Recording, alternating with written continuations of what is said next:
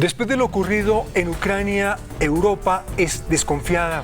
Se prepara para una guerra, una posible guerra. Teme que sea Rusia la que ataque. Las armas nucleares serían la amenaza. Este tema es el que hoy analizaremos aquí en Impolitic y serán dos analistas internacionales quienes nos den su veredicto si dan tarjeta a esta forma de actuar en su defensa.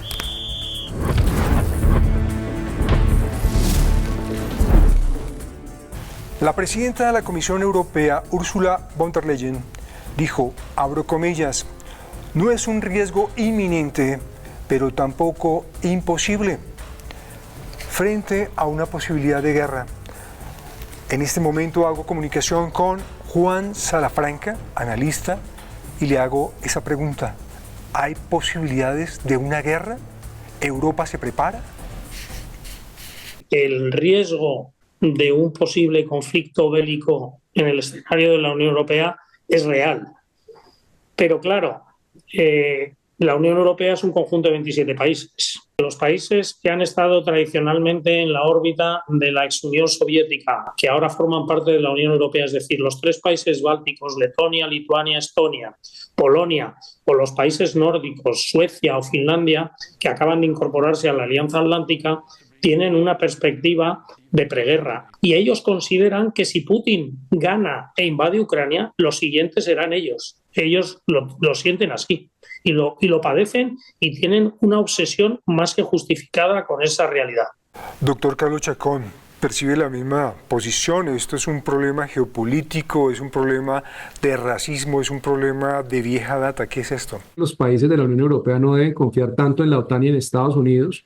Yo sé que eso puede ser polémico, pero lo cierto es que esa coyuntura, las relaciones con la administración de Trump y luego con la administración un poco de Biden, han demostrado que al cabo, la Unión Europea ya tiene la mayoría de edad para tomar sus propias decisiones y para desarrollar capacidad. La Unión Europea ha entendido que tiene que reforzar esa cooperación a Ucrania si quiere contener y disuadir a Rusia a futuro. Entonces yo creo que la guerra no está desde la invasión de Rusia a Ucrania, desde mucho antes. Hay que entender que esto se juega a muchos niveles y que la Unión Europea tiene con qué. Yo creo que muchos se apresuraron a decir básicamente que la Unión Europea estaba debilitada, que esas pugnas políticas, que la falta de alguna manera de inversión en materia de seguridad hacía que la Unión Europea fuera un blanco fácil de Rusia. Yo creo que están muy equivocados, creo que tiene unas fortalezas. Doctor Salafranca, veía y dice que el Fondo Europeo de Defensa tiene 8.000 millones de euros hasta el 2027. ¿Eso es plata suficiente para hacer frente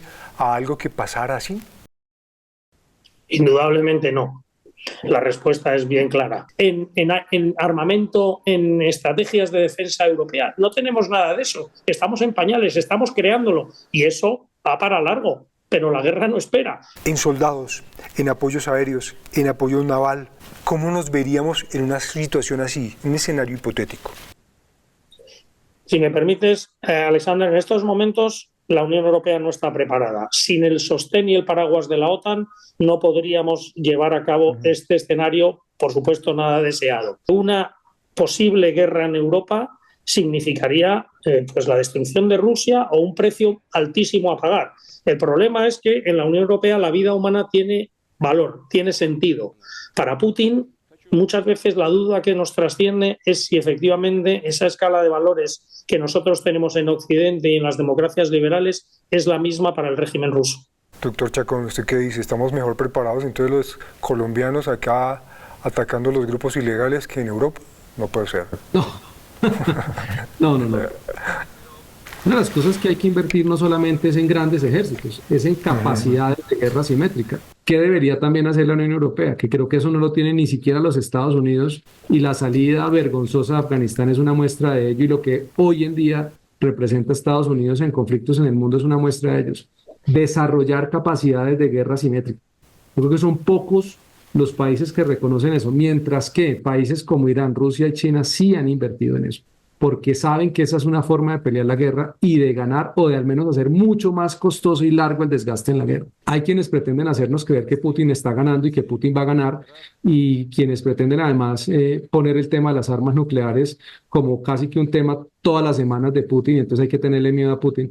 Yo creo que eso hay que superarlo. Yo creo que hay que tener la capacidad también de mostrarle los dientes y entender que esto no es simplemente nos vamos a dejar de usted y le tenemos miedo. Pero ustedes, señores, muestran, o decía el doctor Chacón, mostrarle los dientes a Rusia. Mostrarlos también es con el armamento, el arsenal nuclear. Es que Putin juega con el miedo. A Putin lo que hay que tenerles todo menos miedo. Si a Putin se le tiene miedo, Putin se crece, Putin se expande. Y es la idea del imperialismo. Si a Putin se le hace frente, si a Putin se le demuestra que uno tiene los dientes parados y que es capaz de hacerle frente, entonces Putin recula, retrocede y piensa dos veces atacar. Desde luego, Putin solo se detendría ante claramente la adversidad que supone ir perdiendo la guerra, y es cuando a él le gustaría negociar, entablar conversaciones, pero él ha llegado demasiado lejos y no se le puede permitir que gane esta guerra en Ucrania, porque sería el principio del fin de la Unión Europea. Ok, doctor Chacón, usted que también es matemático, ¿cómo sería la situación o las secuelas para esa economía mundial si hubiese una guerra de tal tamaño, Rusia-Europa?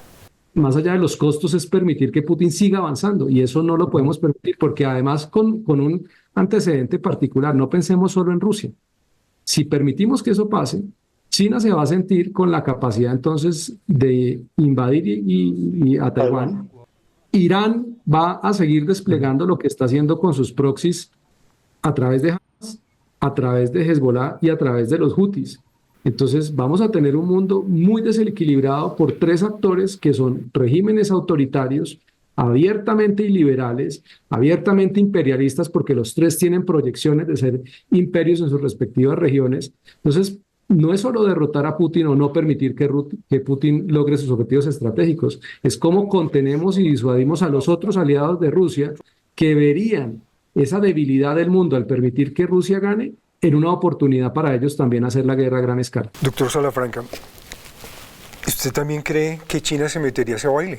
Taiwán es un bocado muy apetecible, no solo en términos territoriales, que lo que significa históricamente para China, sino también en términos económicos. Es el mayor fabricante de componentes y de microchips del mundo, y por lo tanto supondría para el desarrollo económico y comercial de China pues un bocado muy apetecible el integrarlo dentro de la soberanía china, ¿no? Y jugando la futurología, ¿qué podría pasar si, llegado el caso, ya tiene victoria en Ucrania y empieza la guerra en Europa? ¿Qué puede pasar? Una industria militar no se monta en 6 meses y entonces usted ya a los 7 meses tiene todas las capacidades. Eso no pasa en ningún país. Pero lo cierto es que ya al menos hay conciencia situacional de lo que puede pasar. Doctor Salafranca, ¿estimativo de cuántos soldados tiene la Unión Europea? ¿Lo tiene?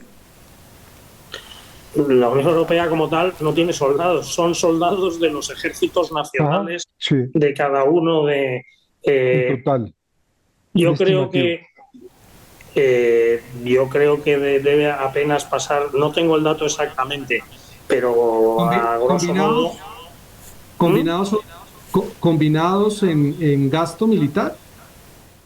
No, soldados, número de soldados. Número de combatientes. Número de soldados, no creo que llegue a los 2 millones, todos juntos. 2 millones, ¿y cuánto más o menos se calcula lo de Rusia, los combatientes, soldados? 1,5 millones la Unión Europea, pues sumado los estados de la Unión Europea, y más o menos 1 millón Rusia, pero con lo que anota Juan. Es difícil saber efectivamente los datos y la capacidad que tienen de ocultar la información. Rusia tiene una gran capacidad de reposición. Es imposible saber las bajas que ha tenido Rusia en el combate. Han sido enormes, parece ser que han sido por encima de los 200.000 soldados. El problema de toda esta pérdida humana por parte de Rusia es que no se repatrian los cadáveres a sus lugares de origen, no se informa a las familias. Parece ser que hay crematorios instalados por parte de las fuerzas del ejército ruso, y por lo tanto, como no hay reconocimiento de eso, la capacidad de reposición de Rusia personal es muy elevada.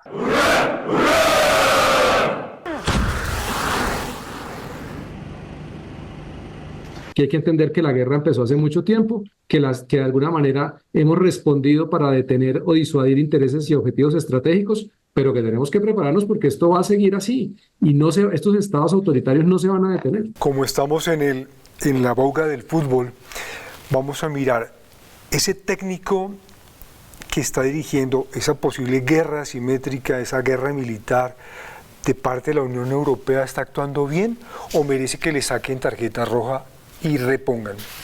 ¿Qué dice usted, doctor Chacón? ¿Le da tarjeta roja a ese técnico?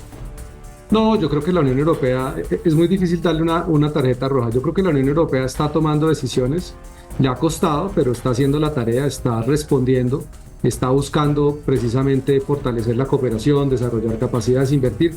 Ahí hay un gran desafío. Yo no creo que se merezcan tarjeta roja. Yo lo que creo es que están haciendo la tarea un poco tarde, pero de alguna manera están respondiendo. Ok, doctor Salafranca, ¿le da tarjeta roja a ese líder militar que lleva la batuta en la Unión Europea o no? Bueno, digamos que le damos tarjeta amarilla, diplomáticamente, no roja. Señores, mil gracias. Nos vamos entonces con una tarjeta amarilla, no tarjeta roja. Les agradezco por esos análisis aquí en Impolitic. Hasta una próxima oportunidad. Con mucho gusto. Estén muy bien.